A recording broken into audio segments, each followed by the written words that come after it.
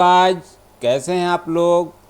चलिए, तो पिछले वीक से करीब करीब आपका लास्ट वीक ऑफ दिसंबर से एक न्यूज़ चल रहा है। उसके रिगार्डिंग मैं एक इम्पॉर्टेंट टॉपिक लाया हूँ जो कि अगले 2-3 साल तक शायद इस पे क्वेश्चन आने की संभावना है। आप समझ लीजिए कि ये जो प्रोजेक्ट है इसके बारे में यूपीएससी लास्ट इंटरव्यू तक और जितने भी छोटे एग्ज़ाम है, रिटेन में, मेंस में, कहीं पे भी इससे क्वेश्चन आ सकता है क्योंकि बहुत सारे इंटरलिंकिंग चीज़ें हैं इसमें। यहाँ पे क्या है कि केवल प्रोजेक्ट का नाम ही नहीं है, इसमें बहुत कुछ आपको एडमिनिस्ट्रेशन के बारे में भी सीखने को मिलेगा। चाहे आप आगे इन्वॉल्व क्यों नहीं होते हैं पॉलिसी मेकिंग में, वो सब चीज़ें हम आप में बताने वाले हैं कि इस प्रोजेक्ट में काफ़ी कुछ चीज़ें हैं। तो चलिए पहले स्टार्ट करते हैं, उसके बाद धीरे धीरे बात करेंगे। हम इसलिए बोल रहे हैं क्योंकि ये इंडिया की जो ज्योग्राफिकल मैपिंग है, ये फिजिकल, एटलीस्ट फिजिकल जो आप बोल सकते हैं, या पॉलिटिकल तो है ही, फिजिकल मैपिंग जो है जिसमें पठार, प्लेटू ये सब आते हैं, किसका कहाँ पोजीशन है, प्लस कौन से स्टेट किससे लगे हुए हैं, जो पॉलिटिकल होती चीज़ें वो, प्लस वाटर रिसोर्सेज के बारे में, इसमें साथ साथ पॉपुलेशन है, इसमें इन्वायरमेंट जुड़ा हुआ है, इसमें एडमिनिस्ट्रेशन जुड़ा हुआ है। तो ये मतलब आप इथिकल चीज़ें हैं। तो आप यदि देखेंगे तो इसमें 4 जो सब्जेक्ट होते हैं यूपीएससी के, GS1 में जो हिस्ट्री और जो आर्ट एंड कल्चर वगैरह होते हैं, या आपका पेपर 2 में जो पॉलिटी और गवर्नेंस का होता है, उसके बाद 3rd में आप ज्योग्राफी, इन्वायरमेंट या साइंस टेक जो होता है, उसके बाद चौथा जो है इथिकल। तो ये सारे पेपर जो हैं कहीं पे भी इसको कोट किया जा सकता है इस टॉपिक को, और कहीं पे भी इस क्वेश्चन को पूछा भी जा सकता है। तो ये काफ़ी इंपॉर्टेंट है, खास करके यूपीएससी एस्पिरेंट जो हैं या स्टेट पीसीएस, खास करके पीसीएस जो इंटरव्यू फेस करते हैं, एमपी, यूपी और बिहार वाले भी, आप अलर्ट रहिए कि क्योंकि ये प्रोजेक्ट काफ़ी इंपॉर्टेंट है, काफ़ी इशू में रहा है।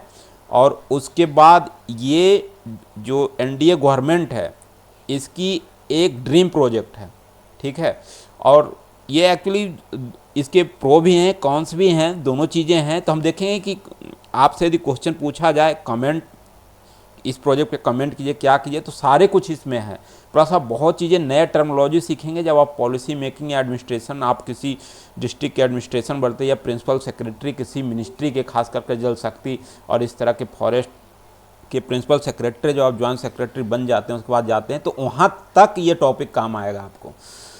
मैंने काफ़ी रिसर्च किया है इसमें और काफ़ी कुछ इंक्लूड करने की कोशिश किया है, जो कि जनरली ऐसे तो यूट्यूब पे बहुत सारे इस तरह के लेक्चर पड़े हुए हैं, लेकिन इसमें जो कंटेंट मैंने रखा है ताकि आपको एक सर्वांगीण विकास, जो बोलता है ना हिंदी में, कि आपका सर्वांगीण विकास होना चाहिए, आपकी सोच समझ विकसित होनी चाहिए, केवल डेटा और पढ़ाई कर लेने से नहीं होगा।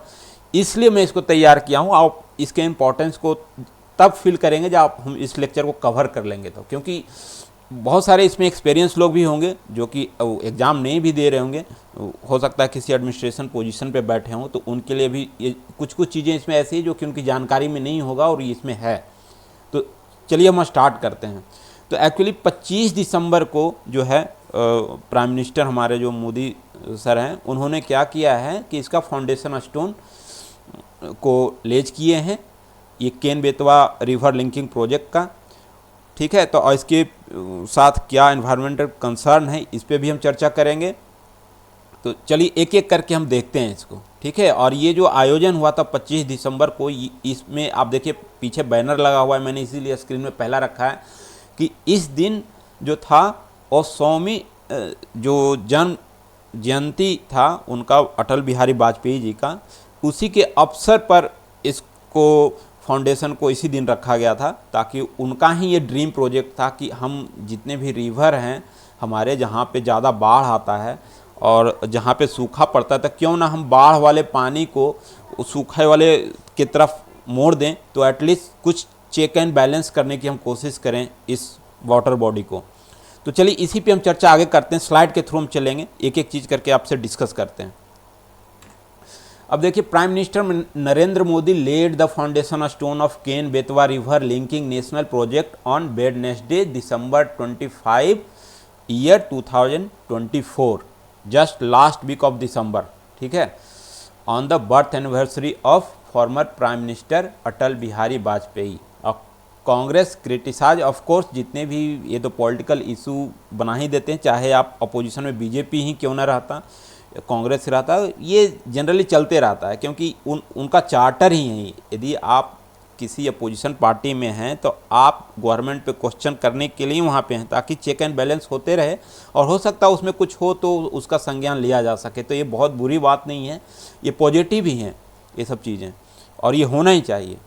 और इस पे हो सकता है कि कुछ कुछ चीज़ें लोगों से छूट जाती पॉलिसी बनाते समय, कि हम ये जो कर रहे हैं ये सही है उनके हिसाब से लगता है, लेकिन जब पब्लिक का इन्वॉल्वमेंट होता है या अपोजिशन का, तो हो सकता है उस पर विचार करके उसको सुधार लिया जाता है।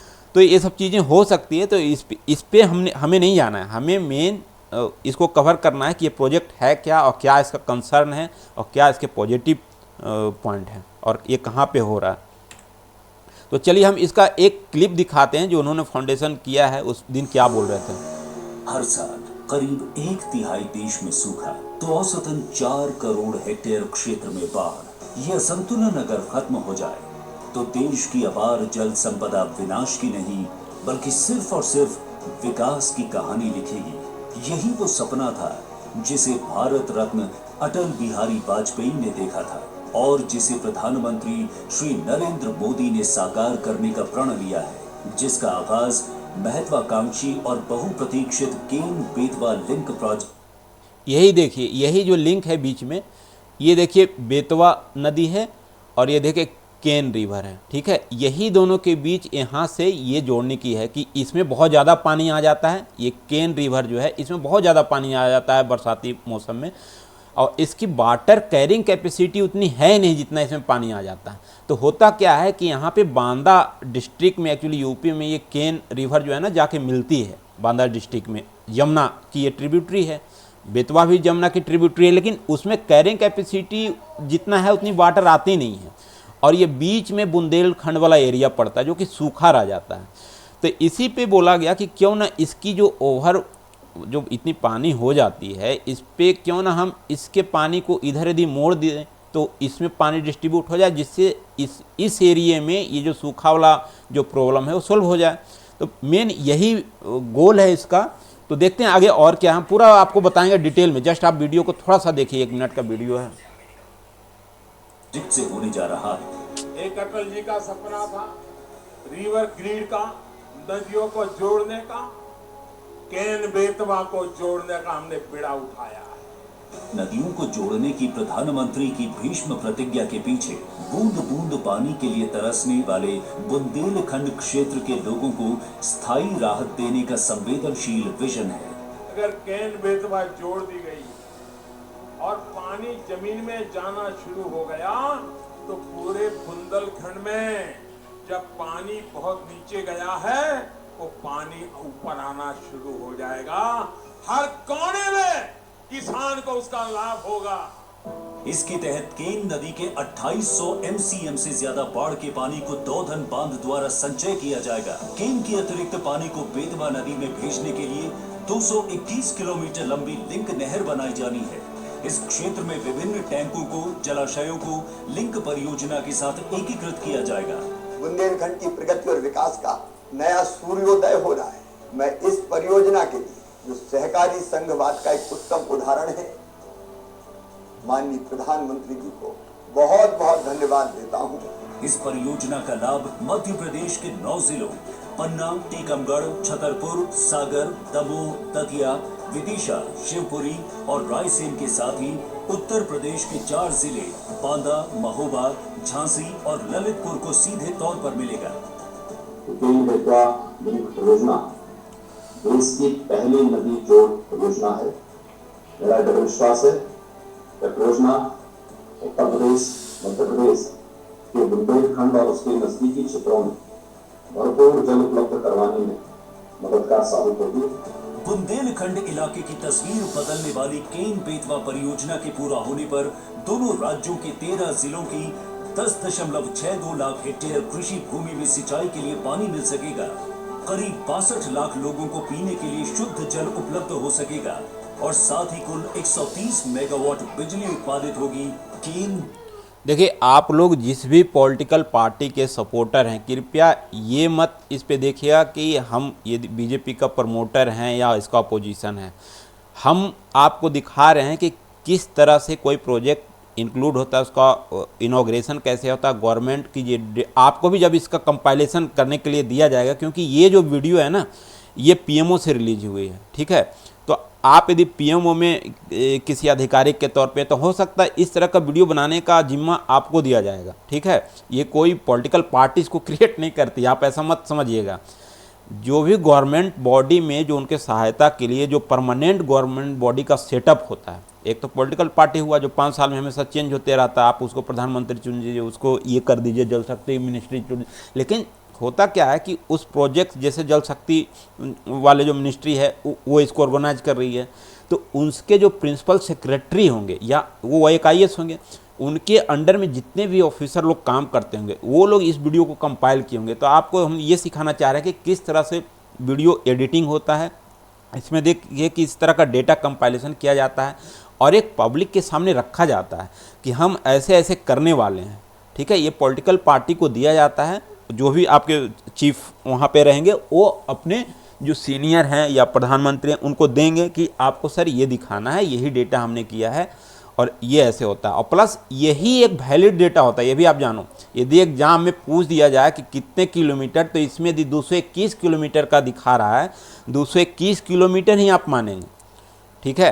गवर्नमेंट की जो डेटा है वही ऑथेंटिक है, इधर उधर आप पॉलिटिकल पार्टी के बयानों से बचेंगे। ये जो पीएमओ जो ऑफिस रिलीज किया डेटा, यही ऑथेंटिक डेटा है, ठीक है। और यही जो है ऑथेंटिक डेटा पे ही क्वेश्चन आपके यूपीएससी करेगी।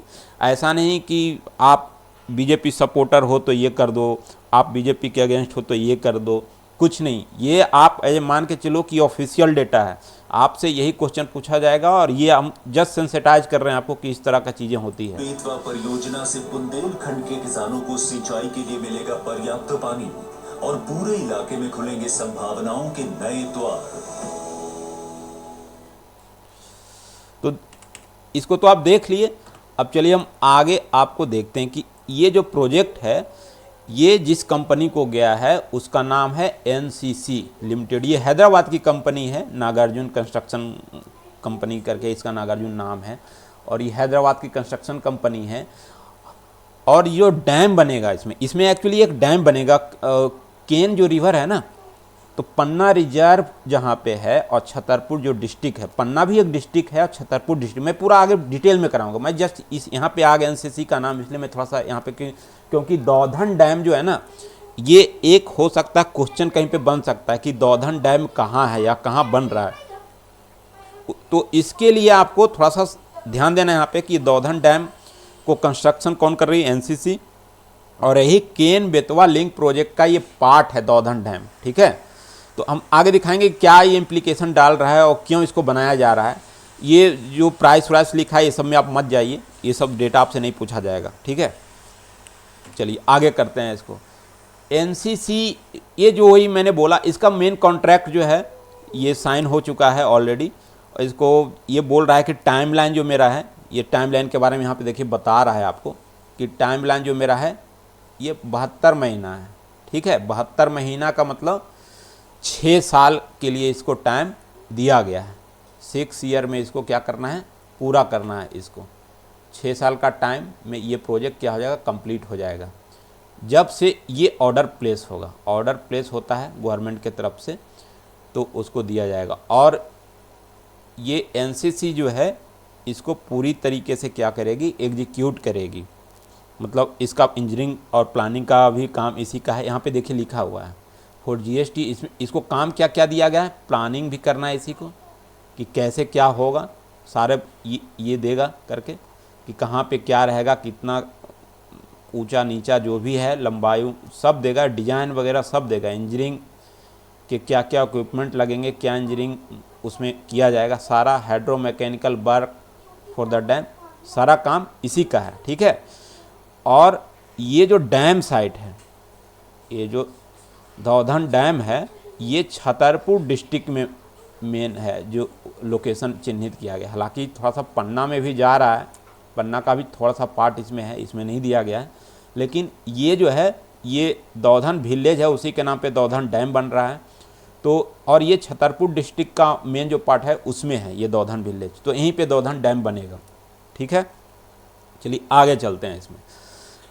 अब जो है यहाँ पे एक चीज़ आपको समझाना है, ज़्यादा नहीं, ये जस्ट एडमिनिस्ट्रेशन में जो आप लोग जाएंगे तो वहाँ पे थोड़ा आपको काम आएगा। ये बोल रहा है कि एनसीसी जो है नागार्जुन कंपनी कंस्ट्रक्शन वाला, ये रिस्पॉन्सिबल फॉर ईपीसी। मेन हमको ये समझाना है कि ईपीसी एग्जीक्यूशन क्या होता है। हो सकता है कि वहाँ पे यदि कोई बंदा जो है सिविल बैकग्राउंड का हो, ये आपका इंटरव्यू पैनल में, या बहुत इंटरेस्ट रखता हो इस तरह की पॉलिसी मेकिंग में, और आप बोलें कि हमें बहुत इंटरेस्ट है इस तरह के कामों में, हम पॉलिसी मेकिंग में, या कोई एक्सपीरियंस हो के गया है कि हमें वेंडर बिडिंग बहुत तरीके से आती है, तो यहाँ पे ईपीसी एक टर्म यूज हुआ है कि ये जो दौधन डैम है, ये दौधन डैम, इसका एग्जीक्यूशन जो है ईपीसी एग्जीक्यूशन होगा। अब ईपीसी क्या है ना, ये देखो लोअर टनल अपर टनल ये सब में नहीं जाना है, ये सब करोड़ ये सब छोड़ दो। ये जाना है कि एक तो ये है कि नेशनल प्रोजेक्ट है बाय मिनिस्ट्री ऑफ जल शक्ति, ये पूछा जा सकता है क्वेश्चन। मैं वही बता रहा हूँ जो क्वेश्चन आपके प्रीलिम्स मेंस में आंसर राइटिंग में आपका हेल्प करे, और इंटरव्यू में डायरेक्ट पूछा जा सकता है, क्योंकि वहाँ पे बहुत एक्सपीरियंस लोग होते हैं। आप समझिए कि नियरली रिटायरमेंट के एज वाले जो लोग होते हैं वही लोग होते हैं, तो आप उनको किसी तरह से ये नहीं बाईपास नहीं कर सकते उनके क्वेश्चन को कि वो पूछ रहे हैं कुछ और उनको समझाने की कोशिश हम कर दी ताकि आप लगे कि आप उनसे ज़्यादा इंटेलेक्चुअल हो। कभी इस गलतफहमी में मत रहिएगा, आपकी जितनी एज होती है उनका एक्सपीरियंस होता है वहाँ पे। तो इस तरह से आपको हम जस्ट समझा रहे हैं कि आप याद रखना कि ये प्रोजेक्ट मिनिस्ट्री ऑफ जल शक्ति इसके अंदर है, और ये ईपीसी एग्जीक्यूशन इसका होगा। अब ईपीसी एग्जीक्यूशन जो है ये क्या है, ये थोड़ा सा हम आपके लिए एक अलग स्लाइड ही बना दिए हैं। देखिए ईपीसी एग्जीक्यूशन होता है इसी में कि वेंडर जो है, वहाँ पे एनसीसी एक एज ए वेंडर है, जो कि कंपनी है जो कि काम करेगी गवर्नमेंट के लिए, बना के देगी। उसका ईपीसी का फुल फॉर्म होता है इंजीनियरिंग, आपका इंजीनियरिंग भी यही करेगा। ठीक है, प्रोक्योरमेंट भी उसमें जो लगेगा, जो भी सामान लगेगा उसमें सारा यही लाएगा, और बनाने का काम भी इसी का रहेगा, कंस्ट्रक्शन भी इसी का रहेगा। तो ईपीसी वही होता है कि इंजीनियरिंग भी आपको करना है, डिजाइन वगैरह जितना है, प्लान सब आपको करना है, प्रोक्योरमेंट उसके लिए जो सामान लाने हैं, man power, human resource, labour जो भी है सब आपका है। उसके बाद उस मैन पावर को यूज करके वहाँ पे जो मटेरियल आएगा उसको यूज करके, उस इंजीनियरिंग प्लान में जो आप किए हैं सारा के यूज करके जो कंस्ट्रक्ट करना है वो भी आपका काम है। उसके बाद अब जब ये हो जाएगा कंस्ट्रक्शन, तो उसके बाद ये गवर्नमेंट को हैंड ओवर कर देंगे। ठीक है, तो ये काम होती है। तो इसमें रिस्पॉन्सिबिलिटी वही होती है, इंजीनियरिंग डिजाइन का होता है, मटेरियल इक्विपमेंट का इनको होता है, प्रोजेक्ट का कंस्ट्रक्शन का होता है, उसके बाद कमीशनिंग भी उन्हीं का होता है। कमीशनिंग मतलब उसका हर एक लेवल में जांच होगा कि कहाँ पे क्या, वहाँ पे गवर्नमेंट के भी रिप्रेजेंटेटिव होते हैं, ऐसा नहीं कि वो प्राइवेट कंपनी या कोई है पीएसयू तो केवल उसी का रहेगा। गवर्नमेंट के जल शक्ति मिनिस्ट्री के प्लस वहाँ पे, क्योंकि ये जो प्रोजेक्ट है ये गवर्नमेंट फंडेड भी है, और 2 स्टेट है, एक एमपी है और एक यूपी है। समझिए कि इसमें एक सेंट्रल गवर्नमेंट है और 2 स्टेट गवर्नमेंट इन्वॉल्व है। ठीक है, तो ये तीनों के रिप्रेजेंटेटिव वहाँ पे रहेंगे, प्लस एनसीसी वाले लोग रहेंगे इसको कमीशनिंग करने के लिए। कमीशनिंग होता है कि फाइनल रूप उसको देना कि हाँ जैसा मैंने प्लान किया था या जैसा जो ज़रूरत था वैसा ही बना है, सारे क्वालिटी डिजाइन सब कुछ ओके है। इस कमीशनिंग का मतलब ये तो जस्ट एक जनरल टर्म है, इसमें बहुत सारे फेज होते हैं। वहाँ के जो साइट है उसका एक टेस्टिंग होगा, मटेरियल के लिए एक अलग कमेटी बनेगी जो मटेरियल को हमेशा जांचते रहेगी, उसका डिजाइन के लिए अलग कमेटी, ऐसे डिफरेंट कमेटी रहेगी। हर कमेटी अपना report time to time submit करते रहेगी। तो ये कमीशनिंग जो है इसमें रिप्रेजेंटेटिव उस कमेटी में जो रहेगी सारे ये स्टेक होल्डर रहेंगे। ठीक है, उसके बाद ये प्रोजेक्ट जो है ऑनर या ऑपरेटर जो भी उसका होगा, चाहे जल शक्ति मिनिस्ट्री हो या सेंट्रल गवर्नमेंट का कोई एजेंसी हो या एमपी गवर्नमेंट अपने स्टेट में देखे या यूपी गवर्नमेंट अपने स्टेट में, ये जो भी हो ऑनर, उसको ये प्रोजेक्ट एनसीसी क्या करेगा, हैंडल कर देगा। ठीक है, तो ईपीसी का मतलब हमको लगता है क्लियर हो गया होगा कि ईपीसी एग्जीक्यूशन यदि किसी प्रोजेक्ट से लें तो इंजीनियरिंग, प्रोक्योरमेंट और कंस्ट्रक्शन ये सारा काम वेंडर को ही करना होता है। तो एनसीसी को भी ये जो लिंक वाला ये जो केन बेतवा लिंक प्रोजेक्ट है, ये एनसीसी को इसी एग्जीक्यूशन के दायरे में दिया गया है कि आपको पूरा इंजीनियरिंग का काम, प्रोक्योरमेंट, कंस्ट्रक्शन करके पूरा कमीशनिंग वगैरह करके आपको हैंड ओवर करना है ऑनर को। ऑनर मतलब गवर्नमेंट को। चलिए आगे बढ़ते हैं। इसके बाद ये जनरल मैप मैंने एक रखा है यहाँ पे जस्ट समझाने के लिए कि आपका एमपी कहाँ पे है। आप देखो कि केन बेतवा लिंक जो प्रोजेक्ट रहेगा, तो ऐसे मान लो कि दो ये है बेतवा और ये इधर केन है, तो यही लिंक होगा, ठीक है। क्योंकि यहाँ पे बुंदेलखंड एरिया है, बुंदेलखंड एरिया एक्चुअली यहाँ पे है। बुंदेलखंड एरिया एक्चुअली क्या है कि कुछ यूपी वाला पार्ट और कुछ एमपी वाला पार्ट, दोनों को मिला के बुंदेलखंड बोला जाता है। आप ऐसा कभी मत सोचिएगा कि बुंदेलखंड केवल एमपी में है और एमपी का गवर्नमेंट या सेंट्रल गवर्नमेंट केवल एमपी को फोकस है। जी नहीं, इसमें बुंदेलखंड एक रीजन है जहाँ पे मतलब पानी का अभाव हो जाता है, बहुत सूखा हो जाता है, तो गर्मियों के दिनों में काफ़ी दिक्कत हो जाती है उनको। ये बुंदेलखंड वाला एरिया जो है एमपी में भी कुछ डिस्ट्रिक्ट है और कुछ डिस्ट्रिक्ट आपके लखनऊ ये यूपी में भी है, ठीक है। उसका आगे एक मैप है, मैं उसमें पूरा दिखाऊंगा।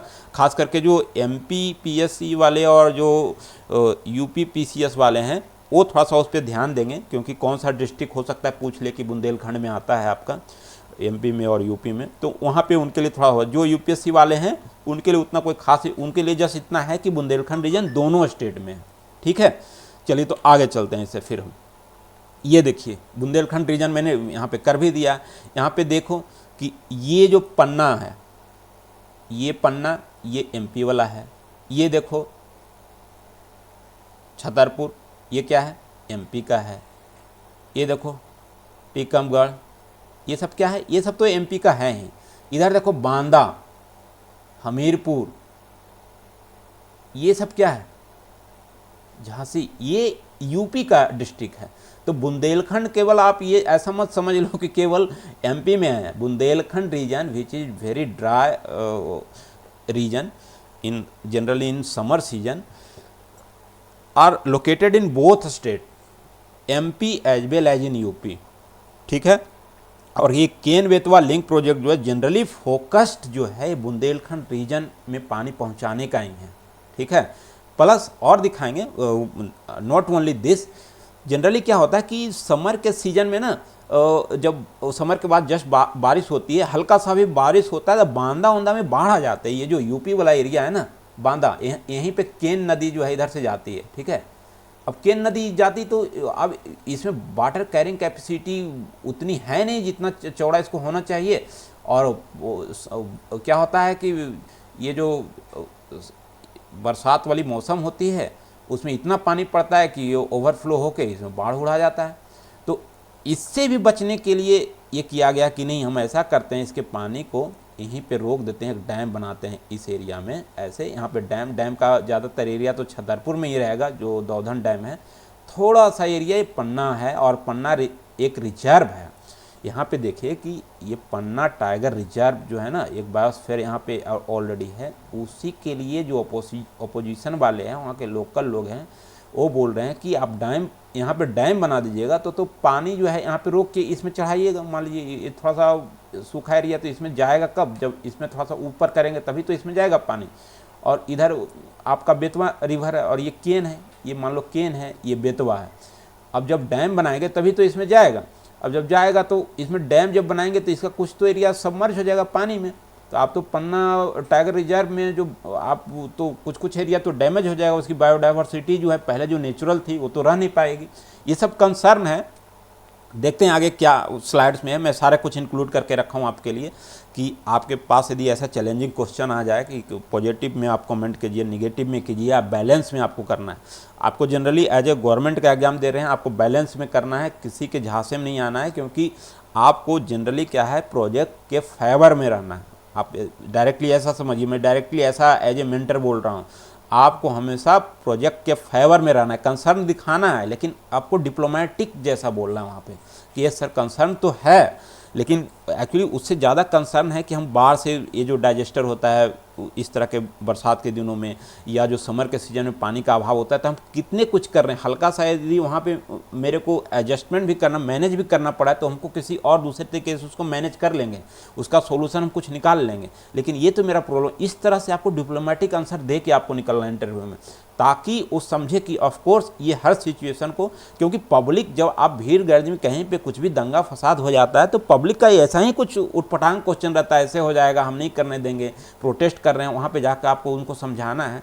तो इंटरव्यूअर आपको इसीलिए कहता है कि, और ये जो केनवा विंतलेमपुर ऐसे ही चीज़ों से उलझ भी रही है गवर्नमेंट के सामने, not in public only, government और पार्लियामेंट ऑफिस में भी जो होता है इस तरह के होते हैं, तो उनसे उनको जवाब देना रहता है। जवाब कौन देता है? मिनिस्टर को थोड़े उतना ज़्यादा कुछ नॉलेज होता है, उनके तो चीफ सेक्रेटरी होते हैं जो IAS बैठे रहते हैं वहाँ पे, वो उसका जवाब बना के उनको ट्रेंड किया जाता है कि सर आप ऐसा बोलिए इसके बारे में, क्योंकि आपको क्या है कि पूरा उनको सपोर्ट करना रहता है। आप सेक्रेटेरिएट में बैठे होते हैं, सेक्रेटेरिएट क्या होता है? एक एग्जीक्यूटिव बॉडी का परमानेंट ऑफिस होता है, और वहाँ से आपको सारे ये सब जो डॉक्यूमेंट होते हैं, क्या बोलना है गवर्नमेंट की तरफ से, क्या बयान जाना है, क्योंकि आप जिस मिनिस्ट्री से वहीं से पूछा जाएगा, तो आप एक रिस्पॉन्सिबल पर्सन रहेंगे, तो आपको इस तरह से जवाब देना है। इसलिए इंटरव्यू में इस तरह के क्वेश्चन किए जाते हैं, ताकि आप उस लायक हैं कि नहीं।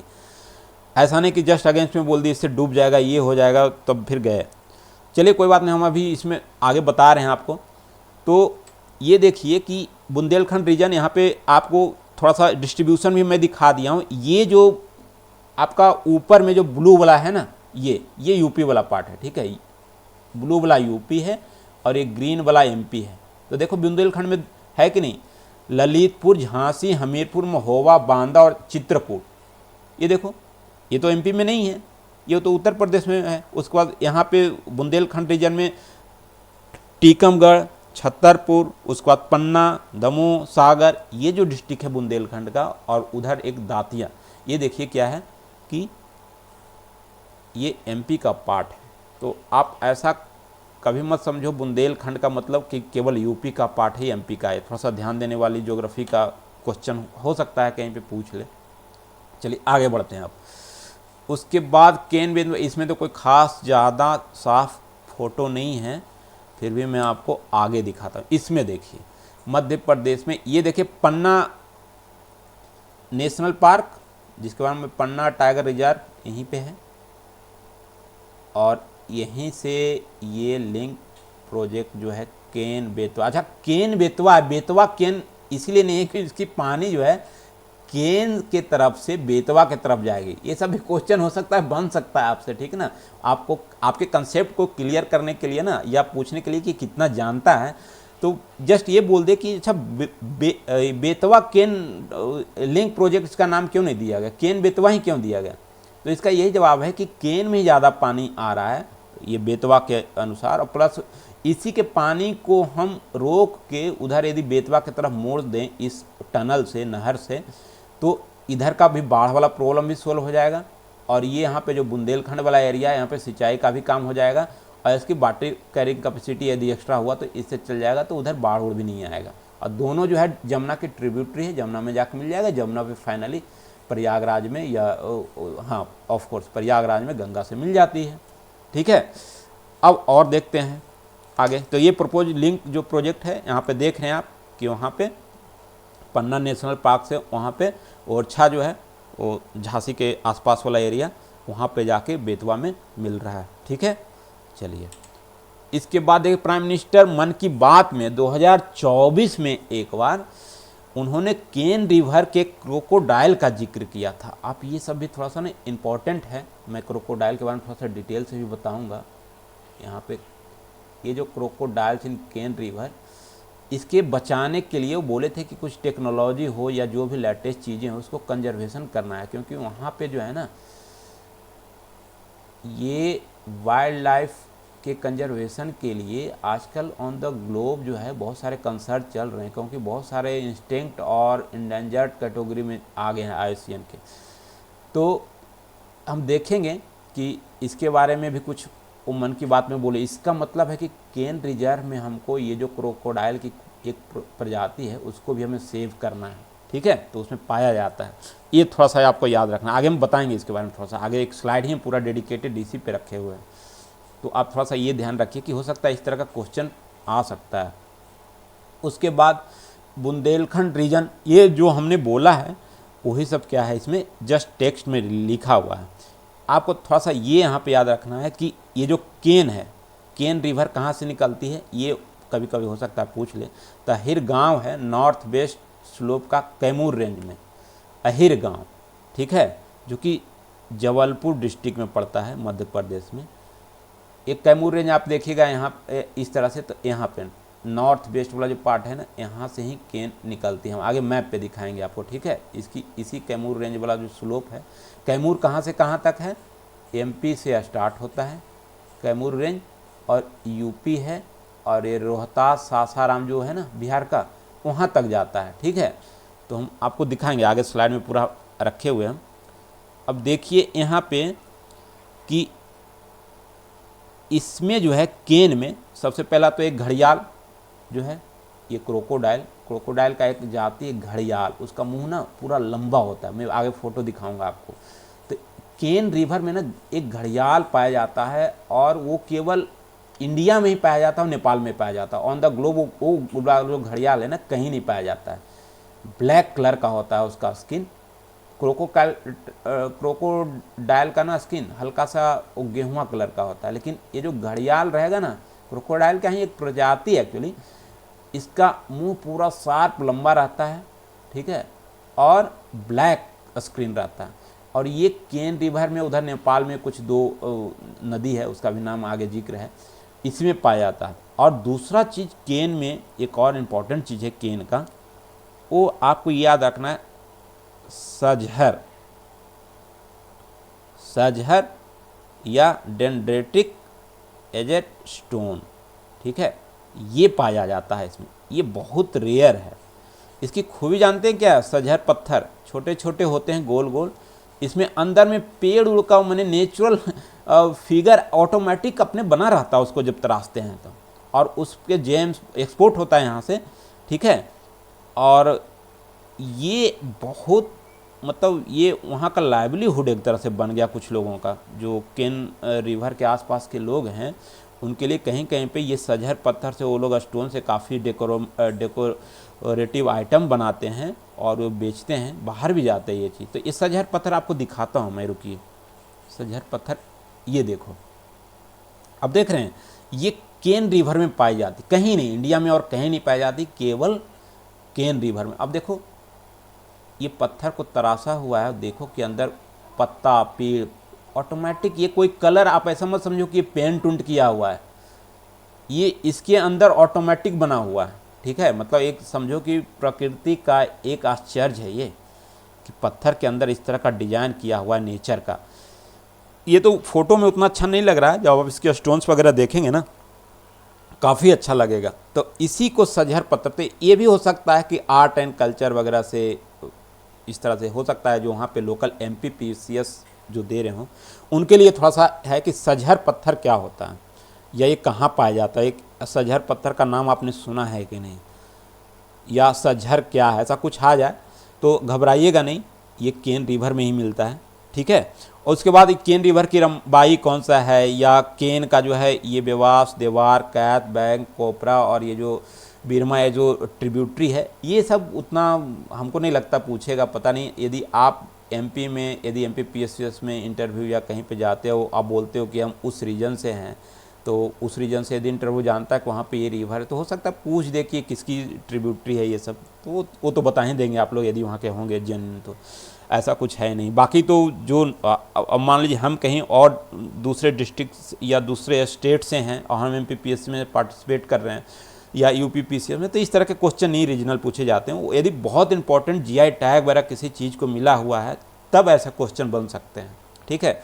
आपको एक जनरलिस्टिक आइडिया होना चाहिए, स्पेशलिस्ट नहीं आप हो सकते हैं किसी भी चीज़ में, लेकिन जहाँ पे हैं वहाँ पे जनरल आइडिया होना चाहिए आपको, ताकि आप लोकल कल्चर वगैरह से वाकिफ़ हों, ठीक है। बाकी आगे देखते हैं हम। तो ये केन के बारे में हो गया, पत्थर के बारे में बता दिया, सजहर पत्थर थोड़ा सा याद रखिएगा, ठीक ना। इसके बाद आप आ जाइए की एस्पेक्ट्स, इसमें थोड़ा सा मैं जस्ट दिखाया हूँ। केन सेम वही चीज़ है, लिंक कैनल है जो कि यहाँ से केन के ये पन्ना से यहाँ पे जस्ट लिखा हुआ है आप थोड़ा सा वही चीज़ को देखिएगा कि ड्रिंकिंग इरिगेशन वाटर ये जो है बुंदेलखंड वाला और बेनिफिट करेगा यूपी के भी डिस्ट्रिक्ट को और एमपी के डिस्ट्रिक्ट को जो कि बुंदेलखंड वाला में है, ठीक है। और ये जो है पन्ना टाइगर रिजर्व में जो है उसका जो है 10% जो एरिया है, थोड़ा सा पन्ना रिजर्व वाला, मेन तो छतरपुर वाले डिस्ट्रिक्ट में है, यहाँ पे जो छतरपुर डिस्ट्रिक्ट है मेन तो इसमें बनेगा, लेकिन एक्चुअली डैम का थोड़ा सा हिस्सा ना यहाँ पे पन्ना वाला में आ रहा है, वही 10%।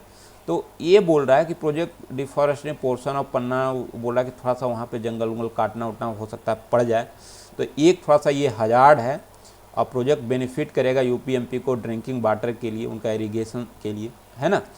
उसके बाद इसमें 200, देखिए वहाँ पे 221 किलोमीटर था, आपको बता रहे थे कि 221 किलोमीटर का ये लिंक प्रोजेक्ट है, और ये 230 किलोमीटर, तो ये रफ है, आप जस्ट 220 230 ऐसे का कंक्रीट कैनाल बनेगा, ठीक है। झांसी बांदा महोबा डिस्ट्रिक्ट यूपी ये वो से जो है ये क्या बोला कि पास करेगा। ये सब उतना याद आपको नहीं रखना है, सिंपली आप 200 सवा 200 किलोमीटर आपको याद रखना है कि इसका जनरली लेंथ बता सकते हैं आप, ठीक है। उसके बाद आगे चलते हैं हम। अच्छा, ये आगे जो है की एस्पेक्ट ऑफ की 18,000 करोड़ केंद्र लिंक प्रोजेक्ट लगेगा, ये सब आपको पैसे से एक बार हम टेंशन नहीं लेना है, ये सब कोई पूछने वाला नहीं है, ठीक है। उसके बाद बेनिफिट उसी को बता दिया कि ड्रिंकिंग जो है वाटर सप्लाई पॉपुलेशन 60 लाख लोगों को मिलेगा। इसके बाद 10 लाख हेक्टेयर में सिंचाई जो है बेनिफिट होगा, ठीक है, इरिगेशन वाला इम्प्रूव होगा। उसके बाद बोल रहा है कि सोशो इकोनॉमिक कंडीशन जो होगा वो बैकवर्ड रीजन में, क्योंकि वहाँ पे पानी पहुँच जाएगी, वहाँ पे ये लिंक हो जाएंगे, पानी पहुँचने हो सकता है, सिंचाई हो, खेती हो, फिर इकोनॉमिक कंडीशन ठीक हो, तो वहाँ पे लोग कम से कम सर्वाइव करने के लिए सब कुछ जब हो जाएगा तो वहाँ पे अपॉर्चुनिटी क्रिएट होने लगेगी। तो अपॉर्चुनिटी जब क्रिएट होगा, एम्प्लॉयमेंट जब क्रिएट होगा, तो सोशो इकोनॉमिक कंडीशन क्या हो जाएगा, बहुत बढ़िया हो जाएगा, इम्प्रूव हो जाएगा।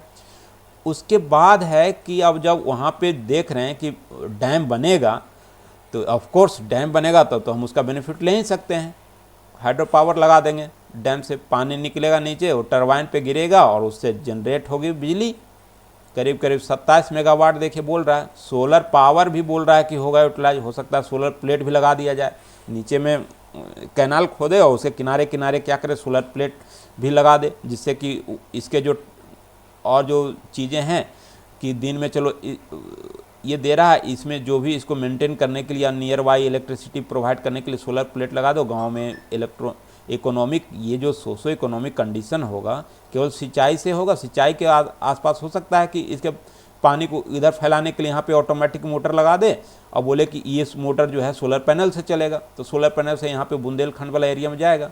ये ऐसे हम मान लो लिंक कर दिए हम, तो यहाँ पे सोलर प्लेट यदि लगा रहे और इस कैनल से पानी खींच के इधर पहुँचाए, अपना इरिगेट हो रहा है, बाकी जो एक्स्ट्रा इसमें जाकर मिलते रहेगा। तो और दिन में चलेगा अपना, दिन में सोलर लाइट रहेगा, सोलर पैनल रहेगा, उसे ऑटोमेटिक मोटर खींचते रहेगा। तो इस तरह से सोलर और हाइड्रो वाला देखिए इतना है 103 मेगावाट और सोलर वाला 27 मेगावाट है। सोचिए करीब करीब 150 मेगावाट का पावर जो है इलेक्ट्रिसिटी, ये ग्रीन एनर्जी ही तो है, क्या है ग्रीन एनर्जी है। हमें तो कार्बन न्यूट्रल की तरफ बढ़ ही रहे हैं कि हमने टारगेट लिया है कि 270 तक कार्बन न्यूट्रल कर देंगे, जीरो कार्बन पहुंच जाएंगे। तो जीरो कार्बन कैसे करेंगे, ऐसे ऐसे तो पहुंचेंगे हम लोग, एकाएक थोड़े कोई जादू की छड़ी तो नहीं है कि कोई कह देगा कि कार्बन चलो कोयला ख़त्म हो गया इसको बंद करो।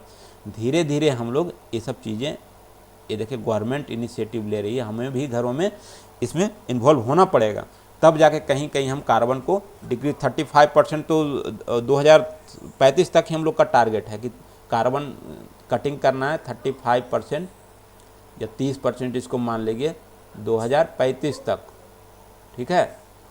और ये सब देखिए, ये सब क्या है, ये उसी का प्लान है, ये सब उसी को मिटिगेट करने के लिए किया गया है।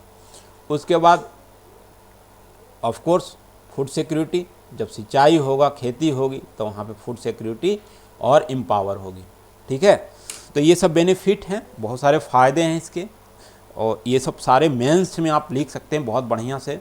250 वर्ड में या 200 वर्ड में आता है, लेकिन आप इतना कुछ सुने होंगे तो बहुत बढ़िया से आप लिख पाएंगे। कहीं भी मैं कुछ छोड़ नहीं रहा हूँ, एक एक चीज़ समझाते जा रहा हूँ, ताकि आपको यदि केन बेतवा लिंक प्रोजेक्ट से कोई क्वेश्चन मेंस में, इंटरव्यू में, प्री में आ जाएगा, कहीं पे मिस ही नहीं होगा। हमें नहीं लगता कोई इतना बढ़िया से एलोबरेटिव तरीके से आपको कोई बताया होगा या आप जानने की कोशिश की। मैंने बहुत सारे इसको बहुत दिन लिए कंपाइल करने में, ताकि एक बेहतर मैं मटेरियल आपको दे सकूं। ठीक है, ये वही एक केन के बारे में है लिखा हुआ, तो इसमें ज़्यादा नहीं, एक मेन ये कि ये याद रखना है कि बेतवा जो है ना, ये हमीरपुर डिस्ट्रिक्ट जो है यूपी का, वहाँ पे मिलता है। ये थोड़ा सा आप नोट कीजिएगा, ये यूपी में हमीरपुर डिस्ट्रिक्ट है। ठीक है, और ये जो केन था, ये केन रिवर है, ये बांदा में मिलता है।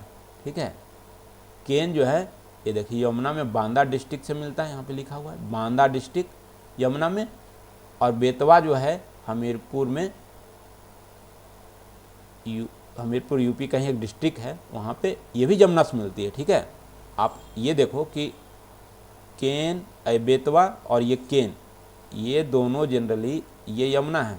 ठीक है, ये यमुना है, ये बांदा है, बांदा रिवर, बांदा डिस्ट्रिक्ट है, और ये हमीरपुर है, ये बेतवा रिवर है, और ये केन रिवर है। ये हो सकता है प्रीलिम्स में, स्टेट पीसीएस में कि ये कहाँ पे मिलती है। तो हमीरपुर बेतवा जो है हमीरपुर में, और ये बांदा केन नदी। ठीक है, और ये यमुना नदी है जो कि प्रयागराज में, तो आप जानते हो जहाँ पे कुंभ होने वाला है, महाकुंभ, ये जाके गंगा में मिलती है। ठीक है, ये गंगा है, ये प्रयागराज। चलो अब आगे चलते हैं थोड़ा सा।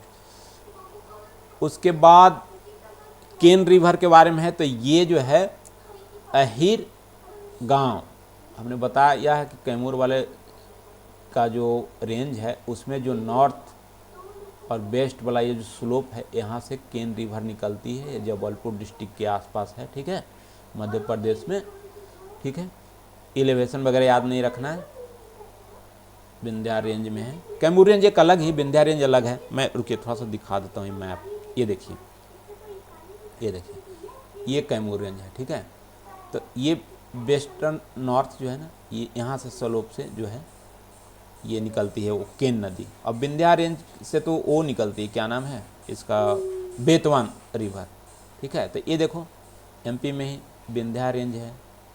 कैमूर जो है एमपी में भी है, यूपी में भी है, और रोहतास और सासाराम ये बिहार में भी है। ठीक है, रोहतास सासाराम में आप जाएंगे तो देखेंगे कैमूर रेंज है। कैमूर डिस्ट्रिक्ट इसके नाम पे भी एक वहाँ पे है बिहार में। यहाँ पे मैकाल रेंज है नीचे। ठीक है, मैकाल रेंज, अमरकंटक जहाँ से सोन रिवर निकलती है। ठीक है, तो ये सब बाद में हम कराएंगे। आज मेन फोकस हमारा यही है कि केन और बेतवा लिंक प्रोजेक्ट को बढ़िया से समझा जाए। इससे कोई भी क्वेश्चन आए तो आप कहीं भी मिस नहीं करें, कोई भी एग्जाम में, SSC, MTS, UP PCS, MP PCS, Rajasthan, जितने भी नॉर्थ ईस्ट वाले स्टेट या कहीं भी ऑल इंडिया, प्लस यूपीएससी को फोकस करके मैं इस लेक्चर को ही जनरली ले रहा हूँ, ताकि सारे को लाभ इससे मिले। तो अब देखिए कैमूर रेंज के बारे में थोड़ा सा मैं लिख भी दिया हूँ। ये जो है विंध्या रेंज का ही एक्चुअली पोर्शन माना जाता है। यहाँ से ये डिसकंटिन्यू है थोड़ा सा, यहाँ से फिर उठा है ये वाला, और ये जो है जबलपुर डिस्ट्रिक्ट से मध्य प्रदेश से सासाराम बिहार तक गया हुआ है। ठीक है, चलिए अब आगे चलते हैं। बेतवा रिवर, बेतवा रिवर वो जो है, ये जो विंध्या रेंज में, वहाँ पे रायसेन एक एमपी में डिस्ट्रिक्ट है, वहीं पे होशंगाबाद करके है, वहाँ से कुमरा विलेज के पास से ये निकलती है। ठीक है, और ये भी फाइनली क्या है, जमुना रिवर में हमीरपुर से मिल जाती है। ये भी मैं बताया हूँ। ये बेतवा मालवा का पठार के पास से गुजरती है। मालवा का पठार कहाँ पे, ये दिखाता हूँ आपको। देखिए ये मालवा का पठार है। एमपी में तो जानते हैं कि मालवा का पठार है। ये छोटा नागपुर का पठार है। कहाँ कहाँ पे है, बिहार और झारखंड। ठीक है, ये बुंदेलखंड प्लेटू यहाँ पे है, बुंदेलखंड। ये डेक्कन प्लेटू नीचे आपका हो गया, ये भी गया। ये कर्नाटक प्लेटू है। इसमें डेक्कन प्लेटू में यदि ऐसे बोलेंगे तो इसमें ये वाला स्पेशली क्या है, कर्नाटक प्लेटू है। मालवा का पठार यही है। ठीक है, यहाँ से वो क्या है, बेतवा नदी निकलती है। चलो ये अब हम पहले इसको कंप्लीट करते हैं। ये केन बेतवा में मेन तो यही फोकस आपको करना है। उसके बाद इसकी जो बेतवा रिवर पे ये सब जगह है, ये सब आपसे नहीं पूछेगा। जो स्टेट पीसीएस वाले हैं, खास करके एमपी पीसीएस, वहाँ पे ये सब क्वेश्चन खाली बन सकता है, बाकी किसी के लिए नहीं है। ओनली फॉर एमपी पीसीएस वाले ये इस स्लाइड पे ध्यान देंगे, ठीक है, कि ये वाटरफॉल है, कितना ऊंचा है, ट्रिब्यूटरी किस के है, ये बीना सागर डिस्ट्रिक्ट, ठीक है। चलो आगे चलते हैं, ये बता दिया आपको। बाकी अब आया घड़ियाल, जो मैं बताना चाह रहा था, क्योंकि इसका जिक्र हमारे प्राइम मिनिस्टर मन की बात में किए हैं, तो ये सब चीज़ें इंपॉर्टेंट थोड़ी हो जाती है। गवर्नमेंट यदि किसी चीज़ का जिक्र कर रहा है कि उसको बचाना है, तो उसके बारे में थोड़ा सा पढ़ लीजिए, ठीक है। क्रोकोडाइल जो है फ्रेश वाटर में रहता है, यानी जहीं पे घड़ियाल या क्रोकोडाइल है, इसका मतलब है कि वहाँ का पानी जो है साफ़ है, वहाँ के इकोसिस्टम को प्रदूषित उतना नहीं है। ये इंडिकेटर है एक तरह से, ठीक है। ये सब जो जीव होते हैं, जलीय जीव, जहाँ पे फिश है या घड़ियाल है, मगर इसका मतलब है कि वहाँ के पानी की जो है सैलिनिटी, अब मान लीजिए वो खारा हो जाएगा तो थोड़े इसमें रहेगा, फ्रेश वाटर में रहेगा, पॉल्यूशन ज़्यादा रहेगा, वहाँ पे नहीं टिक सकता है ये सब। इसका मतलब है कि ये इसको बचाना है हमें, तो इसीलिए उन्होंने उसका जिक्र किया था कि इसके लिए हमें कंजर्वेशन के लिए कुछ काम करना पड़ेगा। घड़ियाल जो है, ये देखिए घड़ियाल यही है, ये जो फोटो बैकग्राउंड में दिया हुआ देख रहे हैं लंबा, क्रोकोडाइल का एक प्रजाति है। क्रोकोडाइल जो होता है जनरली, यदि क्रोकोडाइल आए, मगरमच्छ के बारे में आप समझते हैं, तो मगरमच्छ का क्या होता है, मुंह थोड़ा सा इतना लंबा नहीं होता, ठीक है, वो हल्का सा भी शेप में छोटा हो जाता है, यहीं पे कट जाएगा। और एलिगेटर भी एक होता है, ठीक है, एलिगेटर का भी एक होता है। तो एलिगेटर और ये हम आगे बताते हैं कि एलिगेटर में क्या डिफरेंस है, और ये क्या नाम है, ये क्रोकोडाइल और घड़ियाल, इसमें क्या अंतर है। पहले तो ये आप घड़ियाल के बारे में जानिए, क्योंकि ये केन रिवर में पाया जाता है, चंबल में भी पाया जाता है, चंबल में तो है ही, मतलब एमपी में काफ़ी अच्छा खासा में देखा जाता है। तो ये बोला है घड़ियाल reserve of India located in 3 state, Uttar Pradesh, Madhya Pradesh और राजस्थान, 3 जगह पे इसके रिजर्व हैं, ठीक है। उसके बाद major population occur in tributary of Ganga river, tributary of Ganga मतलब गंगा का ट्रिब्यूटरी कौन हो गया आपका, यमुना, जमुना का ट्रिब्यूटरी कौन है, चंबल, ये सब क्या है, गिरवा रिवर, ये राप्ती, नारायणी, ये सब में क्या पाए, ये देखिए राप्ती और नारायणी, ये रिवर नेपाल में, इसमें भी ये घड़ियाल पाया जाता है। उसके बाद ऊपर में देखो लिखा हुआ ग्लोबली घड़ियाल found in only India and Nepal, ये थोड़ा सा देख लीजिए गौर से, globally only India and Nepal, ठीक है।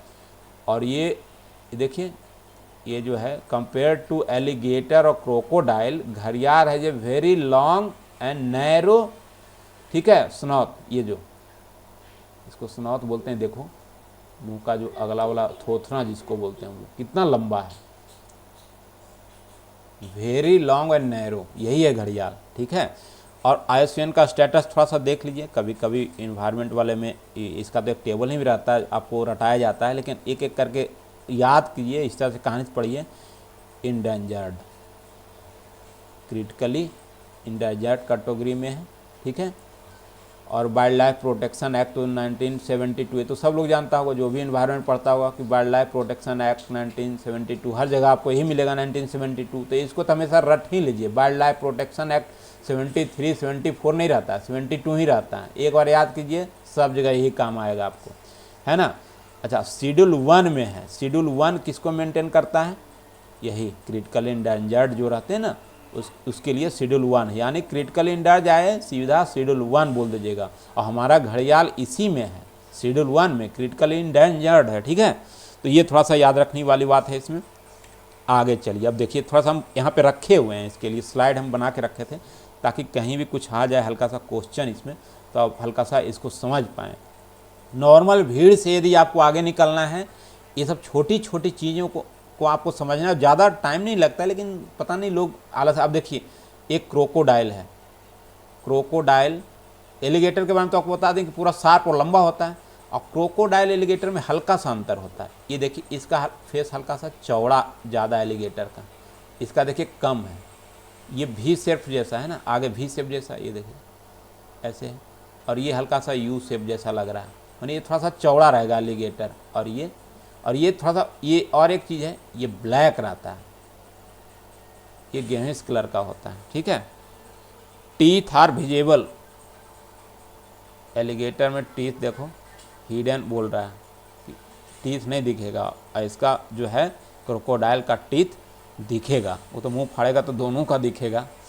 देख लो, घड़ियाल ऊपर वाला लंबा वाला, एलिगेटर जो है ये जो ब्लैक वाला मैं बोल रहा हूँ, एलिगेटर ब्लैक होता है, और इसका कलर तो सेम ही रहता है, इसका खाली चोंच का अंतर है, देखो लंबा है, इसका भी शेप में है लेकिन कम है, और ये यू शेप है, ये यू शेप है, ये भी शेप है, और ये तो समझो जो क्रिक नहीं होता, क्रिक आप पढ़े होंगे ज्योग्राफी में, गल्फ, क्रिक, बाइट, चलिए ज्योग्राफी का एक लेक्चर पीछे पड़ा हुआ होगा गल्फ वाला, उसमें देख लीजिएगा, उसमें बताएं। तो ये समझो कि इतना लंबा क्रिक मैंने पूरा नैरो एंड लॉन्ग है, ठीक है, और ये एक मेजर कर्व है। देन क्रोकोडाइल का पूरा शार्प भी जैसा आगे में होता है। ये हो गया। उसके बाद थोड़ा सा कंसर्न देख लेते हैं, जो लोग इशू बताएं, तो हो सकता है आपसे इंटरव्यू या कहीं पे बोल दे कि इसके निगेटिव कंसर्न और निगेटिव पॉइंट भी डालो और पॉजिटिव भी डालो। तो निगेटिव में आप ये डाल सकते हैं कि सेवरल इशू है, इकोनॉमिक कंसर्न भी है, लीगल भी है, सोशल भी है। आपको जनरली इन्वायरमेंटल, सोशल, लीगल और इकोनॉमिक यही सारे देने रहते हैं, ठीक है। इन्वायरमेंट में पहले लिख दीजिए कि ये जो है इन्वायरमेंट को प्रोटेक्ट करने में थोड़ा सा हो सकता है कि कंसर्न रेज करे, क्योंकि पन्ना वाला थोड़ा सा रिजर्व जा रहा है ना, वाइल्ड लाइफ जो उसको हार्म कर रहा है, वहाँ पे पेड़ की कुछ कटाई हो सकती है, 10% जा रहा है लेकिन जा तो रहा है भाई, तो इसलिए हो सकता है इसमें ये डिफॉरेस्टेशन, ठीक है। उसके बाद थ्रेट है, पन्ना रिजर्व जो है, पन्ना नेशनल पार्क वाला जो है, उसमें जो टाइगर पॉपुलेशन है, हो सकता है उसको ये हार्म कर सकता है। वहाँ पे घड़ियाल बता ही रहा हूँ मैं बार बार, भल्चर है, भल्चर किसको बोलते हैं, चील जो होता है, चील जो मरे हुए पशुओं को खाता। अब तो चलो गायबे हो गया है, लेकिन अभी भी कुछ है वहाँ पे, तो एटलीस्ट ये सबको तो बचाना है। ये सबको कैसे बचाएंगे, ऐसे काटते जाएंगे तो थोड़े चलेगा। या तो इसके लिए कुछ कीजिए, कुछ एक्सटेंड कीजिए या कुछ ऐसा कीजिए, तो कुछ तो करना पड़ेगा। तो ऐसे ही आपको देना पड़ेगा। कंसर्न तो है, थ्रेट ऑफ वाइल्ड लाइफ है, हाइड्रोलॉजिकल कंसर्न है, आपकी रेनफॉल यदि 12% से ज़्यादा, the project could reduce September rainfall by. अब देखो बोल रहा है कि वहाँ पे रेनफॉल जो है कम हो जाएगा। अभी प्रोजेक्ट जैसे ही बनेगा तो पेड़ की छटाई होगी, ये वो होगा, तो वहाँ पे रेन जो 100% होता है 12% उसमें कम जाएगा। सोशल भी बोल रहा है कि कुछ लोगों को डिस्प्लेस किया जाएगा। ऑफ कोर्स डैम जब बनेगा तो वहाँ पे जो घर होंगे उनको तो डिस्प्लेस किया ही जाएगा कंपनसेशन देके। अनएडेक्वेट, अब ये सब चीज़ें अनएडेक्वेट का मैंने जितना चाहिए उसको कंपनसेशन उतना मिलेगा कि नहीं मिलेगा, ये कंसर्न है। तो ये सब चीज़ें हैं थोड़ा सा कंसर्न, ठीक है। तो हमको लगता है बहुत बढ़िया से हम आपका कवर कर लिए हैं। लीगल कंसर्न भी देखो, लीगल भी है यहाँ पे। लीगल है कि जो सुप्रीम कोर्ट का सेंट्रल एम्पावरमेंट कमेटी है डिमांडेड डीम्ड द प्रोजेक्ट है नोट क्रूशियल। अब ये बोल दिया सुप्रीम कोर्ट ने कि वैसा क्रूशियल जो है नहीं है, water flow can not be diverted from wild life sanctuary, है ना। अब ये जो है सुप्रीम कोर्ट का जो कमेटी है deemed the project not crucial which means water flow can not be diverted from wild life sanctuary. अब देखो लीगल भी कुछ कंसर्न है, इकोनॉमिक कंसर्न तो है कि प्रोजेक्ट है डिले। उसने देखा था ना 72 महीने का टाइम मांगा है एनसीसी वाले ने। 72 महीना का मतलब होता है 6 साल। फाइनेंशियल एक्सपेंसेस बढ़ेगा कि नहीं बढ़ेगा इसमें? जितना जल्दी करोगे, बरसात में जो वहाँ पे है रुक जाएगा काम, फिर होगा, फिर रुक जाएगा, फिर होगा, ऐसे 6 साल तक चलेगा, ठीक है। अब ये प्रोजेक्ट डिले होगा तो फाइनेंशियल एक्सपेंसेस जो है वो तो बढ़ेंगे ही बढ़ेंगे। Political, some expert believe the project is political ploy affect voter. और ये जो बुंदेलखंड वाले लोग हैं वोटर, उनको खुश करने के लिए प्रोजेक्ट किया जा रहा है। चलो ये सब चीज़ों में नहीं पढ़ना, आपको कंसर्न में सीधा लिख देना है क्या है नहीं है। आप ग्राउंड पे गए नहीं, जो वहाँ के लोग हैं वो हकीकत जानते हो, ठीक है। ये सब चीज़ों में ब्यूरोक्रेट्स को नहीं पढ़ना है, उनको डेटा से मतलब है। ऑफिशियल डेटा जो रहेगा उसी पे वो काम करते हैं। ऑन ग्राउंड जाते हैं, देखते हैं, फिर भी उनका अपना नहीं चलता। जो डेटा कलेक्ट होगा ऑन ग्राउंड से, डेटा पे गवर्नमेंट का कोई भी ऑफिशियल अपनी मर्जी से कुछ भी नहीं कर सकता है, चाहे वो कितना भी बड़ा IAS जो है ये चीफ सेक्रेटरी हो, डेटा उनके सामने होगा तभी कुछ कर पाएंगे, वरना कुछ नहीं कर पाएंगे। यदि अपनी मर्जी से किए कभी ना कभी वो फंस जाएंगे। ठीक है, तो इसलिए आप लोग भी ये सब चीज़ों में मत पड़ना कि उनको अपीज करने के लिए, वोटर को अपीज करने के लिए ऐसा प्रोजेक्ट पॉलिटिकल खेला जा रहा है। कंसर्न है आपको बता देना है, और ये कितना सही है कितना नहीं है ऐसा सुनने में आ रहा है, मीडिया से आ रहा है, आप ऐसा बोल दीजिएगा। Hydrological data use to support the project premise not in public domain. अब बोल रहा है कि ये जो हाइड्रोलॉजिकल डेटा है कि इतना पानी जाता है, इतना बाढ़ ला देता है, इतना लेंगे। अब बोल रहा है कि ये जो है इसकी जांच नहीं हुई, स्क्रूटनिंग नहीं हुई, कोई इंडिपेंडेंट एजेंसी पब्लिक डोमेन में जो है कितना है नहीं है। एक्चुअल में इस डेटा का कोई ऑथेंटिकेशन पब्लिक के तरफ से कंसर्न है कि पता नहीं है सही है कि क्या है जो गवर्नमेंट जारी कर रहा है। ठीक है, फिर भी Ken Betwa link project one of the India's most ambitious link project. ठीक है, एस्टिमेटेड कॉस्ट इसका 44,000 करोड़ है। जस्ट इतना आप याद रखते हो तो रखना, नहीं तो कोई ज़रूरत इसकी नहीं है। ठीक है, और ये प्रोजेक्ट ये याद रखना जरूर, अमाउंट भले नहीं याद रखें, ये लाइन देखो क्योंकि आपको कंसेप्ट याद है। This project is funded by central government, state of MP and UP, क्योंकि जहाँ पे स्टेट गवर्नमेंट का ये है बेनिफिट है, वहाँ पे स्टेट गवर्नमेंट भी कुछ देगी, उतना नहीं देगी, सेंट्रल गवर्नमेंट कुछ देगी, कुछ MP गवर्नमेंट देगी, कुछ उत्तर प्रदेश, लेकिन ये ट्राई पार्टी वाला एक तरह से 3 पार्टी इसमें इन्वॉल्व है इस प्रोजेक्ट में। ठीक है, तीनों को खर्च करना होगा। तो चलो थैंक यू, फिर मिलते हैं। इस वीडियो के बाद कोई और एक इंटरेस्टिंग लाएंगे, आप इसको बार बार देखिए और रिवीजन कीजिए, इससे ज़्यादा हमको नहीं लगता कुछ आएगा। ठीक है, चलो थैंक यू, धन्यवाद, मिलते हैं अगले वीडियो में।